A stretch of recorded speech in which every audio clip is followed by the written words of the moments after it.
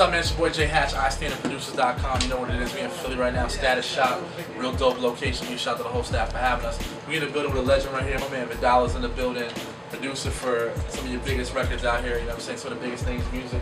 Real quick, run down a little, just a smidgen of some of the artists you worked with in the past. First and foremost, Michael Jackson, Zero Scott, Music Soul Child, Usher, Chris Brown. The list goes on. Chris, Gang, T.I., That's enough by itself right there. Real quick, man, let these guys know how you got your start in the music industry. What were some of the first steps getting yourself into the music industry? The first step was when I first started out as a musician, playing drums, traveling the world, just playing for different acts, different people. To make a long story short, in between time while I was playing, my neighbor had a studio in his basement, so we had like a chord, and all those crazy people back in the day. I learned how to sequence on that, and that was just the start of me getting into production. Then a few years down the line, I ran into some money and just invested in myself. It took off. Now, if you could describe, like, I guess the Philly sound or this area's sound in general, when you were kind of on the come up, what was the sound all about? Where has it gone since you? When I was coming up, it was more organic.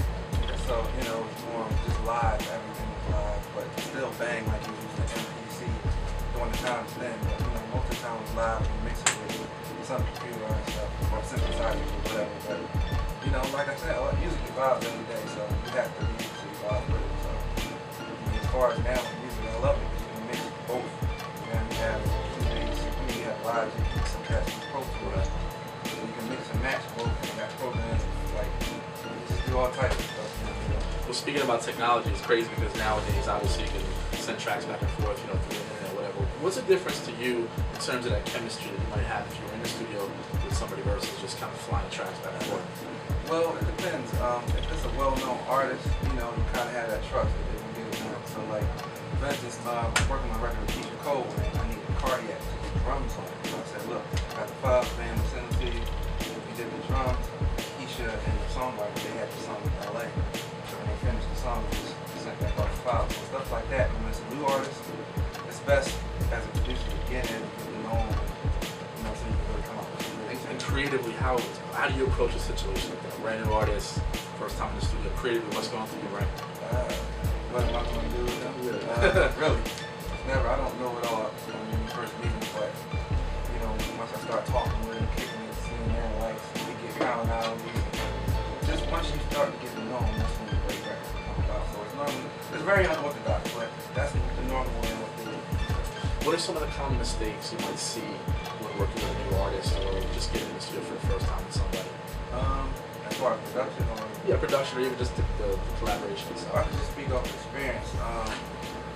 We had an opportunity to work with, this is early in the career, we were working with Justin Timberlake. We had him in Philadelphia, taking him everywhere, and at the time he was working with Pharrell, and like we had him right there in our back pocket, but we did us. We didn't do what they wanted. Right. You know, we wasn't doing it in a selfish way. It was just like, it was hot, but it wasn't where they wanted to go. You know what I'm saying? So just always do what the label or the artist try to get what they like first. You know what I'm saying? Then you can incorporate that.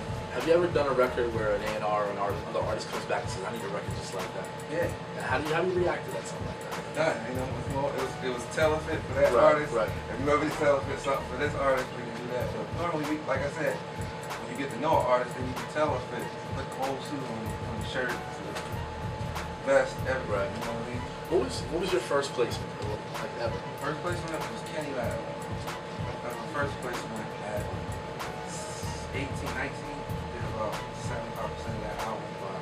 And long story short, I can't remember, it was like 15 years. I just cut a record with him in Layla after that 2 weeks ago. So just to tell you, again, it's based on relationships too. So you keep relationships, you never know when somebody met, you know. As a producer, kind of seeing the relationships are really key from every angle, every aspect. How have your relationships helped you in the past to get you where you are right now? Absolutely a lot, you know. It's just based on the work, people respect you, you know. As long as you leave a good name, a good, you know, line of work, everybody's gonna call you. But in this industry, you're only as good as your last hit. So no matter all the stuff I did in the past, they want to know what you're doing now. So, you know, at the end of the day, that's Another thing we talk about too with our producers is branding. Branding your name, branding who you are, branding your sound. How important is it to these new guys when it comes to brand? Like, what should they be doing to really get themselves seen and heard out of the game? Well, I mean, like I said, for anybody that's new, you want to create your own sound. Like, if I could speak again, like Cardi at work a lot, I can identify his sound. Like he has a sound. So the key is just really hone in and learn how to play an instrument. Everybody can just grab a loop and do something, but I do it too, but I'll add stuff around it, you know. So just really hone in on your craft and learn an instrument. That's what I would say. You want to be a producer, just at least. There's a difference between beat makers and producers. A producer doesn't have to touch the track at all. Say for instance, just off the record, like Quincy Jones, he produced Michael Jackson's album, but he just put the puzzle. Right. So that's the whole thing of being a producer. At the end of the day, you know, learn the craft. Right. You know? That's what it is. Beautiful man, Vidal. One time so far. The game's changed a lot in terms of budgets, you know, just things in general, working with different people. You don't have the same resources you may have had in the past. What keeps yourself grounded and what also keeps you motivated to continue to want to make good music?